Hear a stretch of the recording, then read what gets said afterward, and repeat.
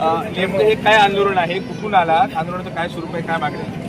देरुळा तालुका औंढा जिल्हा हिंगोली या ठिकाणी पोलिसांनी कोणतीही पूर्वसूचना देता, न नोटीस देता, कोणताही म्हणजे बचावासाठी वेळ न देता अचानक पोलीस घेऊन धाक निर्माण करून महिलांना मारहाण करून महिलांचा विनयभंग करून त्या ठिकाणी जबरदस्ती त्या ठिकाणी संविधानाचे निकष न पाळता त्या निळा झेंडा पाडून मोडतोड करून निघून गेलेला आहे। म्हणून आमच्या बेरुळवासियांची ही मागणी आहे की अनुसूचित जाती जमाती प्रतिबंध कायदा 3(1)(3) नुसार त्यांच्यावर अट्रॉसिटी दाखल करण्यात यावी। तसेच 354 नुसार गुन्हा दाखल करण्यात यावा। जे आमच्या भावना दुखावल्या त्यानुसार 258 नुसार गुन्हा दाखल करण्यात यावा।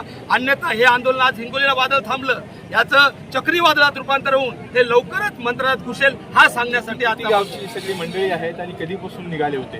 जवळपास मला वाटते 4 ते 5 दिवस झालेले आहेत आणि जवळपास जिल्ह्यातले, कारण आम्ही जिल्ह्याच्या बाहेरचे मुद्दाम सांगले नाही, या नालायकाला जाग येईल असा आमचा भास होता म्हणून आम्ही जिल्ह्याच्या बाहेरच्या लोकांना सांगलाय। पण हे लवकरात लवकर आमच्या मागण्या मान्य नाही झाल्या तर सगळ्या महाराष्ट्राचं वादळ घेऊन